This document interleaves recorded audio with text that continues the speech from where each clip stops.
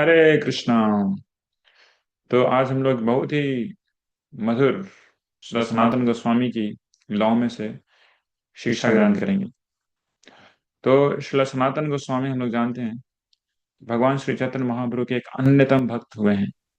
और जब महाप्रभु से को मिले उससे पहले उनका जीवन नवाब हुसैन शाह के अंडर प्राइम मिनिस्टर के रूप में वो सेवा करते थे। तो प्राइम मिनिस्टर होने के नाते उनके पास सब कुछ था, शोहरत था, जमीन थी, उनके पास धन की कोई कमी नहीं थी। लाखों लाख डॉलर नहीं, पैसे नहीं, रुपए नहीं, स्वर्ण की मुद्राएं थी उनके पास। सब कुछ होने के बावजूद भी शिला सनातन गोस्वामी, जिनका नाम पहले था अमर, तो उन्होंने क्या किया, सब कुछ त्याग करके भगवान श्री चैतन्य महाप्रभु के चरण में शरण ली।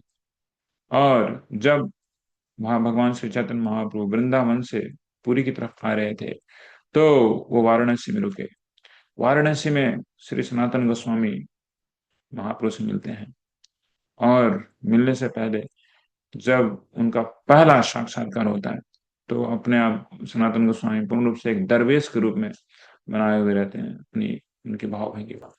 जब दरवेश के रूप में महाप्रभु देखते हैं तो बोलते हैं कि जाओ, आप थोड़ा वैष्णव वाला ड्रेस पहन लो, वैष्णव की भाव भंगिमा में आ जाओ, हैं, धोती पहन लो, आप शेवन हो जाओ, शेवन हेड हो जाओ। दरवेश के दाढ़ी मूंछ होते हैं। तो उसके बाद फिर सब कुछ हो जाने के बाद फिर मेरे पास आओ। तो सनातन गोस्वामी गंगा गए और वो सब कुछ शौर क्रिया स्नान इत्यादि करके पुनः आए। जब आते हैं तो सनातन गोस्वामी के पास में एक बहुत ही अच्छा कंबल होता है, ब्लैंकेट, जो कि उनके एक कजिन भाई ने हाजीपुर में दिया था। तो उसको देख के श्री चैतन्य महाप्रभु थोड़े से थोड़े से खुश नहीं होते हैं। मतलब सनातन गोस्वामी की जो पूर्ण आसक्ति है श्री चैतन्य महाप्रभु के चरण के प्रति, तो उसके उसके बीच में वो कंबल आ जाता है। तो उसको देख के श्री चैतन्य महाप्रभु उतने खुश नहीं होते हैं। यह सनातन गोस्वामी देख के भाप जाते हैं कि यस, चैतन्य महाप्रभु को यह कंबल निश्चित रूप से नहीं भा रहा है। तो सनातन गोस्वामी तुरंत महाप्रभु की इच्छा को जानते हुए, समझते हुए तुरंत जाते हैं और गंगा में एक बंगाली वैष्णव से उस बहुत ही मूल्यवान कंबल के साथ एक दूसरे एक कांठा का आदान प्रदान मोल कर लेते हैं। और फिर वो कांठा पहनते हैं, कंठा ही रखते हैं। इसलिए उन्हें कहा कहा गया है कंठाश्रितौ, कौपीन कंठाश्रितौ। तो इस प्रकार से हम लोग देखते हैं कि भगवान श्री चैतन्य महाप्रभु यह नहीं देखते कि आपने कितना छोड़ा, यह देखते हैं कि आपका आसक्ति कहाँ पे है, किस चीज के प्रति आसक्ति है, जो कि आपको भगवान श्री चैतन्य महाप्रभु के चरणों में पूर्ण रूप से सेवारत होने में बाधा डाल सकती है।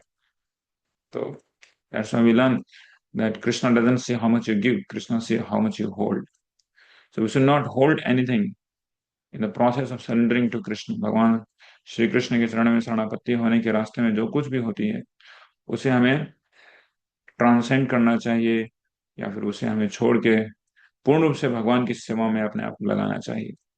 तो भले ही हमारे लिए अभी वो कंबल ना हो, बल्कि हमारे लिए अभी सोशल मीडिया की अटैचमेंट्स, इधर उधर की बहुत सारी जो अटैचमेंट्स हैं, हो सकता है कि फुटबॉल गेम्स के प्रति हो, या फिर इधर उधर की फिल्मों देखने की हो, तो इनको छोड़ के जब तक हम भगवान श्री चैतन्य महाप्रभु के शरण में नहीं आएंगे, तब तक उनकी कृपा से वंचित रहेंगे। So we have to clear the pathway between us and Krishna. So Krishna doesn't want anything between Jiva and himself. He wants Jiva to be fully dependent upon him and get into his loving devotional service. Hare Krishna. Shri Prabhupada ki jai.